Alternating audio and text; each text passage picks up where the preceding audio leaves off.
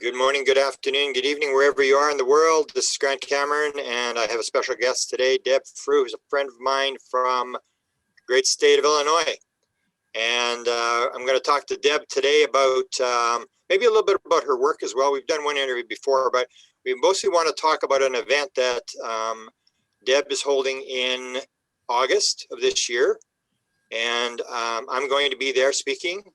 And I want to hear who else is speaking to make sure I'm coming to the right place. And so welcome, Deb, and thank you for inviting me to Illinois to speak. And thank you for hosting this event. It's kind of an interesting event in terms of my look at the thing, because people see me mostly as a ufologist, and I don't do much of that anymore. And you're sort of in the wide field. Most people that don't really know that much about it don't realize that this is not just UFOs. That's what I wrote a book called Managing Magic, where I say the government is managing magic. It's not UFOs. They've got this whole litany of things that you're trying to figure out how do things fit together. So you're running an event called the Metaphysical Tribe event. Explain how this came to be and what's going to happen this year. And let's just start there and go through this. Well, the story of how this started is kind of funny. This will be our 8th year, but the first year that I held it in my backyard, and it was just kind of a bonfire and hangout for my psychic friends, because I have a lot of psychic friends. Okay. So what happens is, I live so far away from everyone. I live in a log cabin on a lake in the woods. And wow. So people just don't come out to me. If I want to see my friends, I go out and see them. So I thought, well, I'm going to have an event at my house, just a picnic sort of thing. And, we'll just hang out and have dinner and do readings for each other and so forth. Well, it turns out about 4 carloads of people came, and they drove 100 miles each way to get to my house. And when I heard they were coming 100 miles, I thought, well, I better make this a little bit more special than just hanging out. So I did my best on short notice, and everyone had such a good time that they asked me if I would do it again. And I was like, really? You want me to do this? They said, yeah, next year, same time. And I thought, okie doke. So I did it the second year, but now I thought, well, now I have time to jazz it up a little bit. So I got a storyteller and a fire dancer, and, really, really threw everything I had at it. But a really interesting thing happened. The storyteller stood in front of the wild space. There's a place in my backyard, it's huge, and I call it the wild space. People can't go back there because it's just brambles and it's just poison ivy, you can't get back there. But that's, according to the legends, that's where the fairies hang out. They hang out where you're not cultivating, you're not trying to make an English garden, you're just letting everything go wild, and that's where they recharge. So when we moved in here, I said, hey, that's the wild space. It's for the fairies. I've never seen a fairy. I just did it for them because. So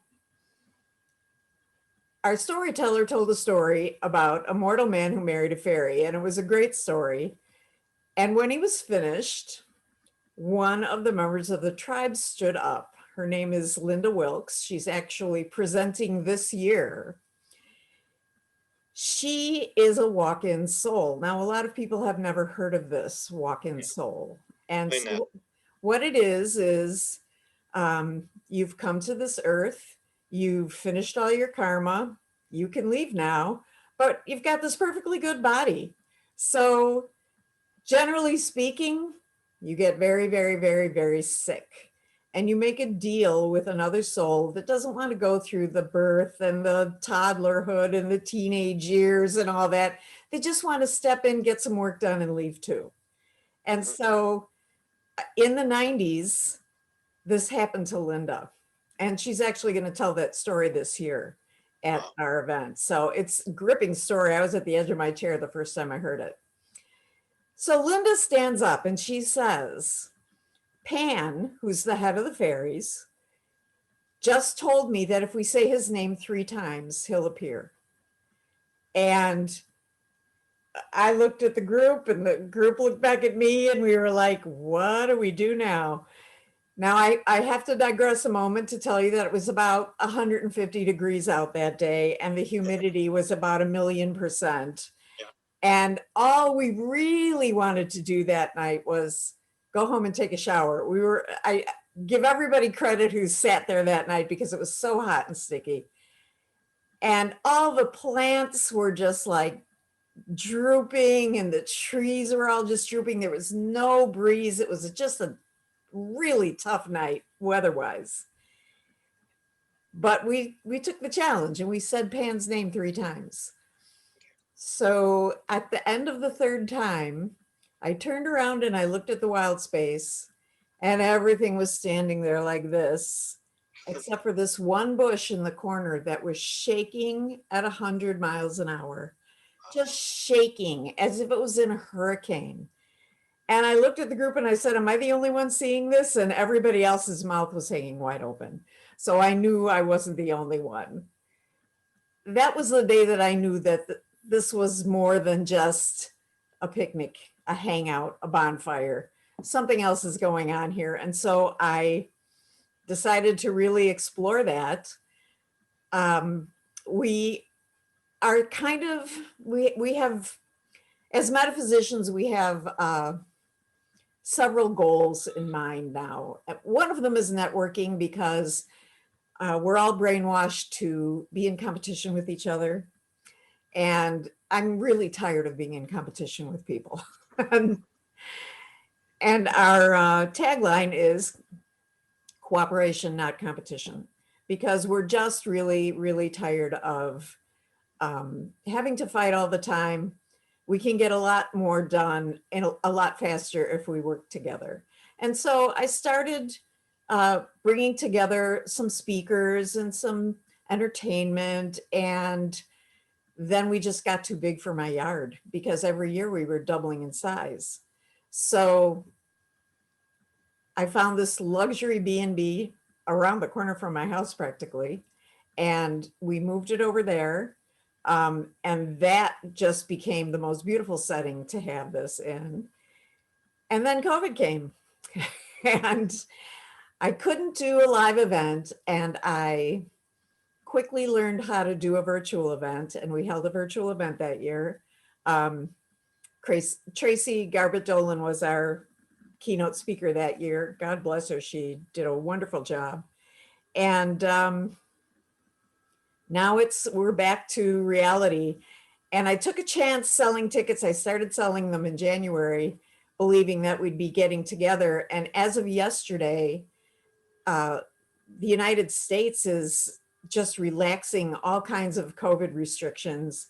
And the state of Illinois is about to relax all COVID restrictions by June 11th. And should that happen, then I'm going to actually open up more ticket sales because I can have more people. So I'm really excited about it, especially because it used to be one jam-packed day and now it's 4. So we're starting out with Thursday, dinner and a movie. Everybody has to check in around 3 o'clock. So we'll have dinner and then we're going to watch a movie at the inn. This is at a different place, right? No, this is at the inn that we've been at. Oh, okay. You're back at the same place. Yeah. We were able to get a date because of COVID. Nobody was. And whereabouts is that for people that? It's in Franklin Grove, Illinois. It's a town that's so small. There's no stoplight in it, but it's the most luxury B&B I've been to and I've been around the world. I mean, it's just really, really wonderful. And how far would that be from Chicago for people that are flying in? It's about an hour and a half to 2 hours, depending on where you're coming from. Okay. So it's a straight drive. It's a straight shot. So at any rate, this year, we're having 2 days of speakers. So Friday, we'll start with a business coach. Her name is Jean Kuhn, and she spoke last year. and everybody loved her because she's a business coach. She comes from a place of heart. So it's not all about money, money, money. It's about serving too. And so it balances out your business. And And just let me interrupt there. A lot of your the people that come are people who do this for a living, right? Like yeah, a lot of us tarot are card readers, professionals. psychics. Most So of give us are. me an idea of what kind of people are there. Like what's the general person that attends? So we have tarot card readers such as myself, Yeah. mediums, channelers, Akashic record readers, Qigong masters, yoga masters, Reiki masters. So anybody who's in even metaphysical adjacent type of niches that they aren't easily pigeonholed. Those are the people that come to this. And, you know, there's no one supporting us. And so this is the only networking group for people who are metaphysicians. And And, most of the people would know each other, right? It's the same people, you know, a general crowd that comes that all well, interact with each other. there's a core group. I mean, from that first couple of times we were at the bonfire in my backyard, yes, we still have a good sized core group, but every year new people come because every year we double the gate. Twice as many people show up. So this year is a little wonky because Yeah. of restrictions. Yeah. But at any rate, we're starting out with Jean Kuhn. And the thing that I want you to know about Jean is, you know, a lot of us have micro businesses, really micro businesses. We'd like to be able to make a living, but not quite. It's not quite happening yet for a lot of people. And when COVID started, she put together a free daily coaching group, which I joined. And most of us in the group had our best year, the year of COVID. So she really, really knows her stuff. And I just really want her to be there. So she's our first speaker. The next speaker is going to be Linda Wilkes, that I just told you about, the walk-in soul. She's going to tell the story of how she became a walk-in soul and how she, you know, the changes it's brought in her life. And that will be followed, because this is kind of the day that's dedicated more to our business. I'm going to introduce a practitioner named Tara McCollum, who has developed something called the Muse Method. I'll be honest with you, I'm her client. She has a method for just leaving behind the stuff that doesn't work and just going for it. That is so just, it's like magic. I don't even know how to explain it. I don't know how she's going to explain it because it's different for every person. But the way she describes it is that, you know, she reaches inside and finds that golden box of promises that you made, that were going to do when you got here, and let's brush it off and do it, you know. And she can make it happen. So it's really exciting to have her come and talk about her business. Then we'll go out to dinner, and that'll be followed by hangout time. I have a little trio coming, and we have a big fireplace there, and it's just a lovely spot for hanging out and watching the stars. So that's going to be on our Friday.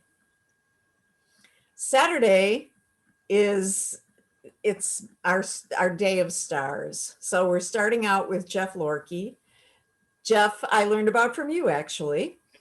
Yeah, cool. He lives in Chicago, in Logan Square, for those who are local. And he does some of the most amazing photography of light phenomenon I have ever seen. Every so often, I'll catch something really out there and I'll send it to him, and he'll say, "Oh, that's funny. I just got this last night." And he'll send me something that's even bigger and more wow. He has videos. He's going to show us the things that he's getting in his little tiny backyard in Logan Square. So I can't wait to see, because, you know, everyone knows what orbs are. But when you see Jeff's pictures, you'll really, really start to wonder what's going on. So, Yeah.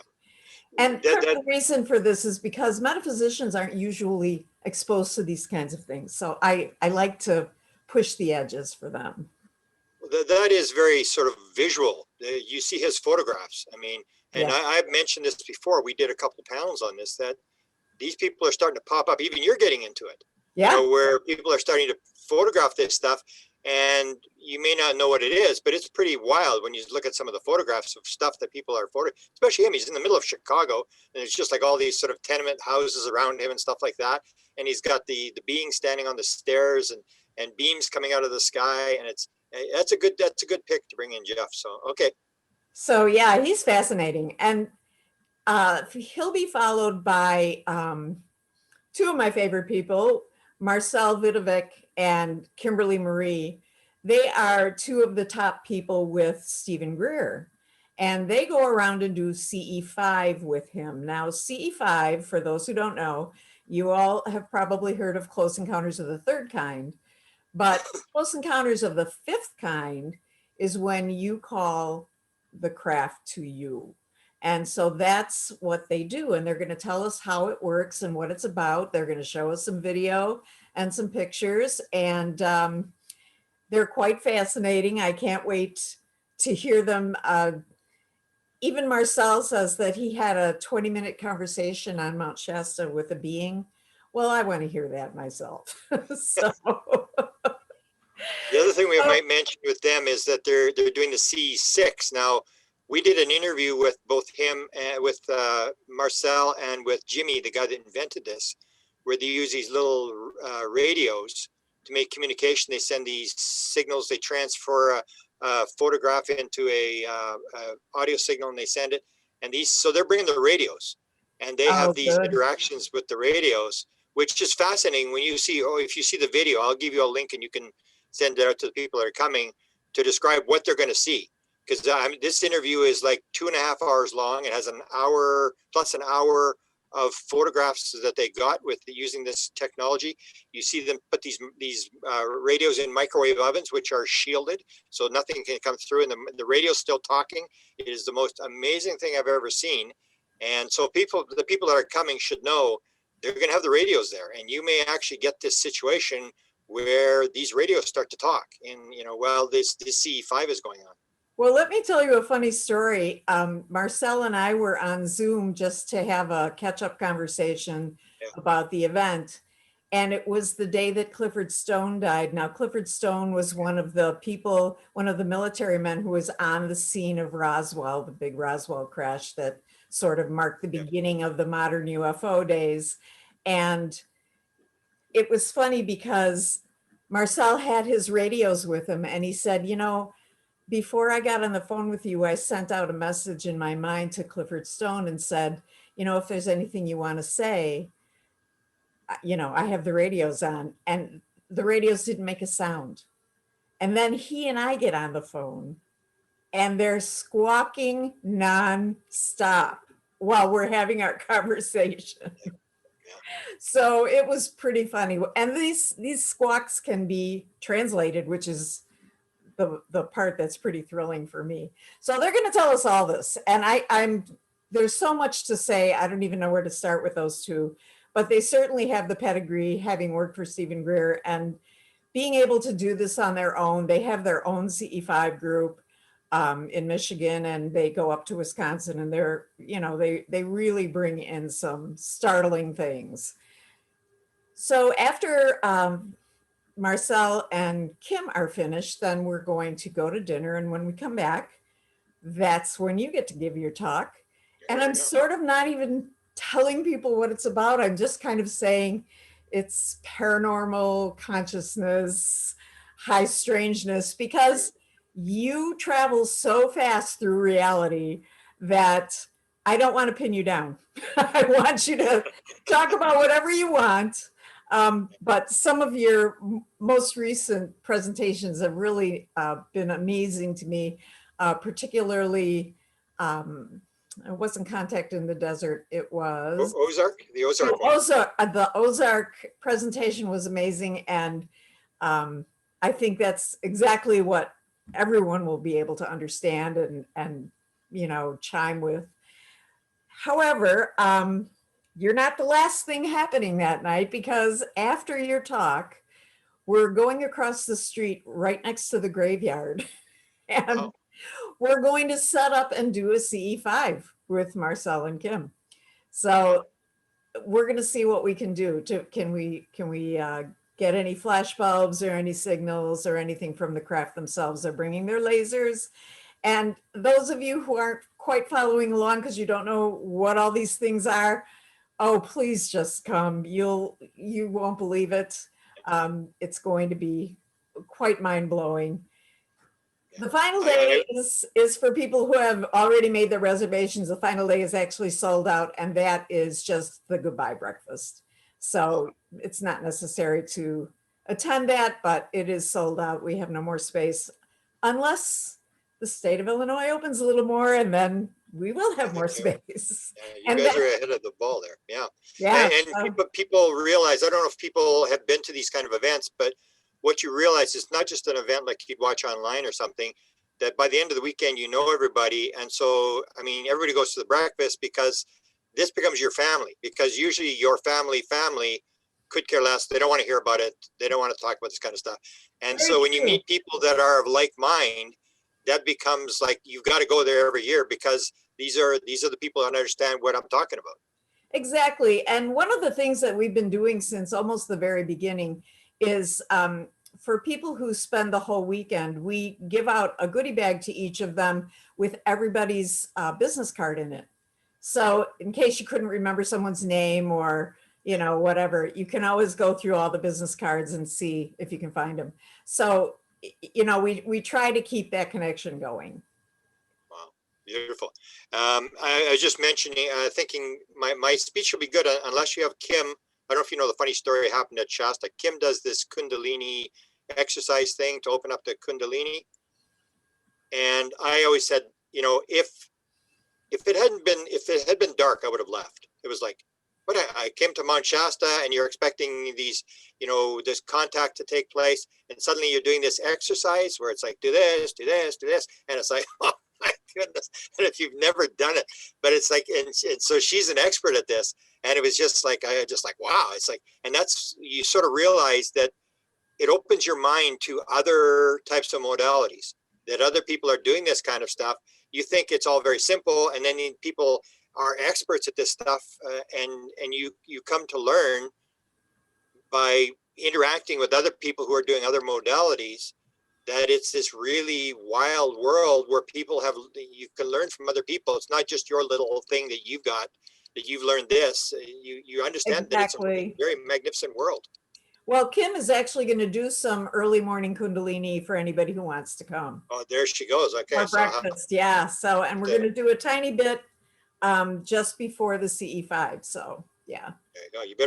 You better practice before you come. It's yeah. I couldn't believe how strenuous it was, because I never do it, and so it's like, yeah. Oh my god, it's like, hold this one for 3 minutes. It's like, you know, it's like and you figure, okay, now we're done. Okay, another one. It's like, but it's that's interesting people. Like, I mean, and again, it's like I know Kim and Marcel from Shasta, and that's the thing, is these become family. That I've interviewed them both, and I know them, and now I'm going to meet them here. And you meet these people at different conferences around the world, and you get to know. Like, people say to me, "Oh, in Winnipeg, like, you really don't talk to anybody." I said, "Look, really? I mean, I can go to any state in the United States, and I can go anytime, and I have a bunch of people that I know, and you create this family all around the United States of people who have like mind." So, very true, very true. Well, we're already a nice tight group. So, and now with, well, every year with new faces coming, it's just nice to welcome new people, show them what we do, and, you know, and everyone always has such a good time. It's hard to say no every year. You have to really think about it, because it's really something to be able to be with your real tribe, you know. Yeah. And I don't know, maybe you can correct me, but most of the conferences that are held in California, Nevada, and on the East Coast. I don't think there's any, and you're probably maybe the only one in the Midwest, except for the Ozark one.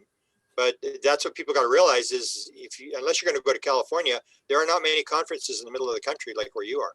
Well, this is true. And that's kind of what I'm trying to uh, put together this year. And if it has a good response, well, I'll, I'll go that direction again. I mean, I'm, I'm here to I feel like my job is to take you to the edges of what you think you understand and show you the next step.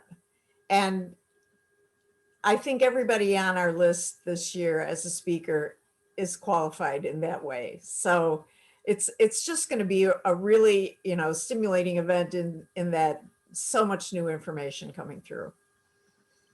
Yeah, and I will do my best to introduce stuff that people will go, wow, because Jeff's photographs and the radio thing is something that if you haven't seen it, it'll stop you in your tracks. You'll go like, what? Or the blindfold stuff. I mean, bring a little bit of the blindfolds. I've got these kids with the blindfolds that I can post it on Facebook and people will go, oh yeah, that's pretty cool, and then when's disclosure coming? And it's like, you realize these kids are running around through obstacle courses with blindfolds on? I mean, this is like, there's so many weird things that when you put them together, or the savants who, you ask the guy, what's 2 + 3? And the guy goes, would that be 7? And they go, no, it's not 7.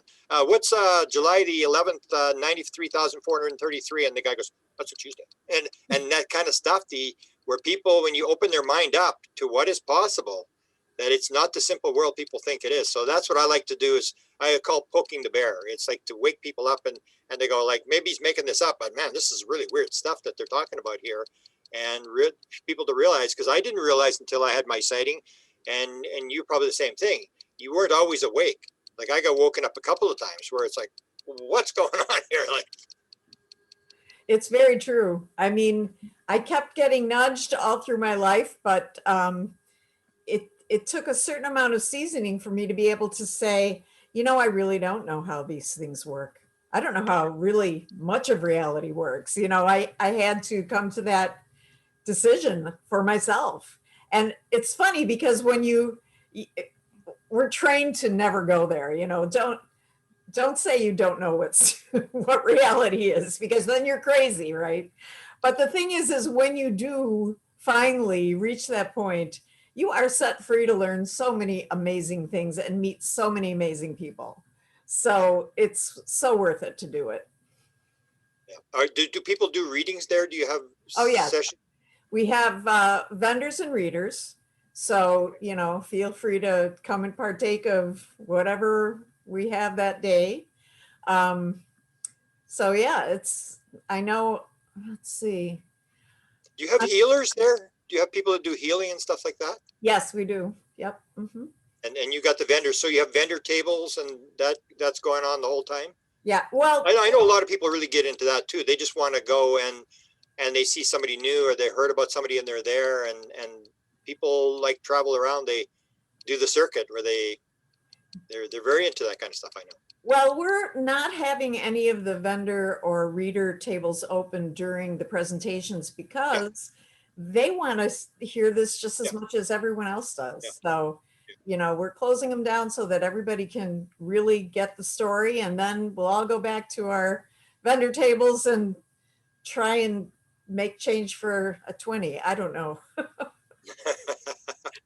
Let's talk a little bit about yours. You're doing tarot card readings. You've done it your whole life, and now you're sort of a facilitator on this kind of stuff. And you told me one time that you can sort of read without the cards. You're sort of psychic. The cards are like a tool, but you really, in the end, may not need the cards, right? Absolutely. I've been reading professionally for 34 years, so probably in total 36 years I've been reading.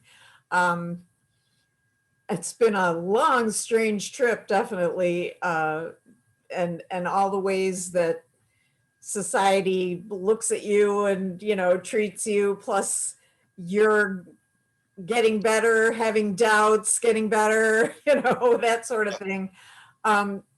But a few years ago, the light went on completely, and it was like you know what you're doing. You're really accurate. Just do what you do. And so I simplified my business so that I could do this event once a year.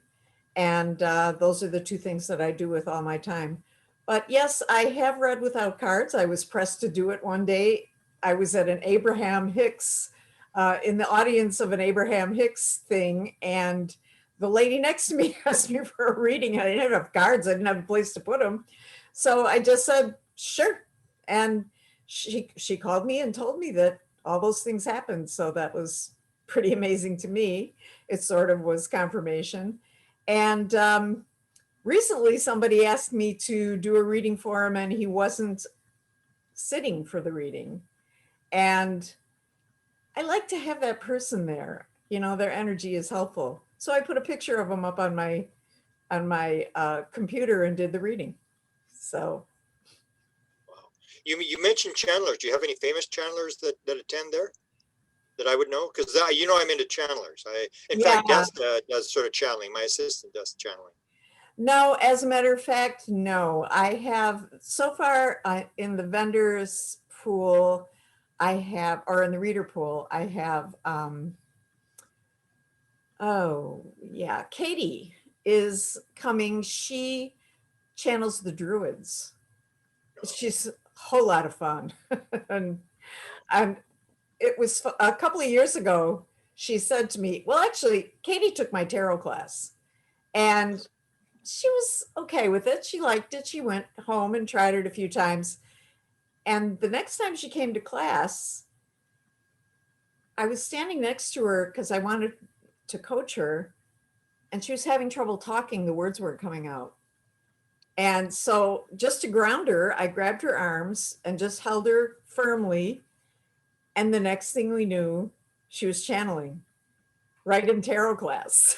And over the years, she has had contact with different beings. And I was at a fundraiser one night and she was there and she said, oh, I have a druid now. And I said, well, come and sit in my car with me. I want to meet him. So we had a little conversation. So she will be there. It's exciting. I mean, what could be more entertaining than meeting people like that the whole weekend, just one after another? I mean, people don't realize. To me, it's the most. I call it the Super Bowl. It's the most entertaining thing It you could totally possibly be is. in. If you And it keeps your mind really active. Like you just really. It's better than any mystery novel. It's yeah, better than any puzzle, because it's consequential. That you follow it, that you're investigating it, and that's what makes it so much fun. let's go through the dates and your contact information. So for now, it's sort of sold out, but you will get more because I'm sure it's going to open up. You guys are pretty far along there. So when are the dates, and how do people contact? We'll put the links in, and I'll have this on my podcast. Maybe tomorrow I'll put this on my podcast, All right. and I'll provide the links on there as well. So the way to learn about everything is to go to my website, which is internalwilderness.com.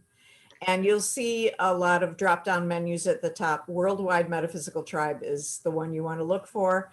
And below that are many different links about different ways, different things that you want to know: vendors, readers, sponsors, how to pay, how it lasts, where to get tickets, all that stuff. If you want to contact me, you would just go right to Deb at internalwilderness.com. And the ticket links are there. Everything's all set up and ready for you. We're actually not quite sold out. I maybe have 10 tickets left, but I know I'll be opening it up. I'm talking to the venue owner right now, and her lawyers are just going through the fine print of what all this opening up stuff means. And then as soon as they are sure about that, then, we'll know exactly what we can do. But yes, everything is opening. Beautiful. Well, and what about accommodations? It must be a pretty big place if you've got. Well, actually, I rent out the B&B. And by the way, the dates this year are August 19, 20, 21, and the final goodbye breakfast is the 22nd. And that's a Sunday. So it's Thursday, Friday, Saturday, Sunday. Thursday evening, Friday, Saturday, Sunday. I rent out the entire inn, which is it depends, could be 8 rooms. And then I rent about 5 Airbnbs in the neighborhood, and they're all gone. I mean, you know, they're all rented out already. But we do have other B&Bs, we have other Airbnbs, we have Holiday Inn Express within driving distance. So it's possible to get accommodations still. Beautiful. Does anybody come early? Sometimes you see that at conferences where people, I think you and I are going to get together a little bit early, where people actually show up the day before and they sort of, because a lot of times at conferences, you really don't have that much time. You're going here, going there in the lecture and whatever. So a lot of people will come in or stay later and just sort of hang out and keep the thing going. Well, the whole problem is the COVID restrictions. So the inn has to be empty for 24 hours before people start coming for this. So it's okay if they come on a Wednesday, as long as the owners know and they can have it empty, you know, on Tuesday. So everything has to be there. But then again, this could all change, and it probably will. So yeah, we can assume that it'll change because yes. You guys are pretty far down the road down there. Yes. So yeah, excellent. Anything else we want to talk about here, or? Well, I think that I think this is going to be one of the most interesting groups of people that have ever come together, and mainly because there are people from the UFO and the paranormal community coming, and metaphysicians kind of sort of think that that doesn't really have anything to do with them. But actually, as you say in all of your talks, you know, it's all connected. And that's what you're so good at showing, is how it is all connected. And I really want to open people's minds up to that, so that they don't have to feel that, for example, they have to master every modality. You know, it's just a door. It's just a tool. Once you get past that, you know, you're in the same spot as everyone else. When I teach tarot, I say to people, well, you know, are you a Reiki master, or do you do some other kind of modality? Because if you are, that's the place I want you to go when you're reading cards. It's the exact same place. You know, we're all drinking from the same well. So yeah, it's almost like sometimes people will say to me, their experience with this, I don't think I was abducted. I just have the dreams. And then I go, anything else weird happening in your life? Oh yeah, they're still talking about ghosts and this stuff and their kids, and they had a near-death experience and stuff. And then they suddenly realize, like, yeah, they think it's not related. And you find out that people have these bizarre sort of backgrounds where they just never applied it to anything. So well, it's consciousness knocking on the door, knocking on the window, knocking on the wall, trying to get your attention. You know, how can I get your attention? Pay attention. I'm signaling you, you know. Okay, final question. You mentioned the soul contract idea that we come in here to do something. So can you go through what you think your soul contract might be? And if you were to say last day on earth and you had to give your children or your tribe a message, what's the most important thing that people should remember? Well, as far as soul contracts go, I would say that my soul contract, I think everybody's soul contract is to heal in some way, to heal others in some way, and to heal themselves. But beyond that, my soul contract is to open people's eyes to new possibilities and show them that their eyes deceive them. There's way more to reality than they can actually physically touch. And what was the last, the words I would leave? It sounds trite, but this is really what I want on my tombstone. She made lemonade out of lemons. She made lemonade when there were no lemons. She can make lemonade out of nothing, because we get drilled into these ditches where we think that, oh, it can only be this way. Things can only happen one way. They can't happen any other way. And I don't see how that can happen, so therefore it won't happen to me. And you can make lemonade out of nothing. You just have to get out of the ditch you're in and realize you're in the ditch. And so those are the words I would leave. Beautiful.